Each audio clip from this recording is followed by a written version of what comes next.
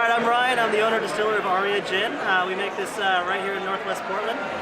Very classic London dry style gin. So the whole idea with this was let's make a really beautifully balanced gin built out of flavors people already expect from a gin. So citrus and spice and earthy notes, floral notes, juniper of course, all put together in a way that's really well balanced. And what we really are looking for is a gin that makes cocktails beautifully. This was really designed to make an exquisite martini. It's designed to make a beautiful Negroni or a gin and tonic. It's really designed to be a gin drinker's gin. What I saw missing from the world of craft spirits really was that classic London dry. We saw lots of innovation and creativity, but I really wanted something a little bit more familiar, and that's what Aria was. It is the only product we make. We are focused on doing one thing and doing it well, and it has gone well. The gin is medal gold or better in every judging it's ever been in, and is one of the best-selling spirits distilled in Oregon.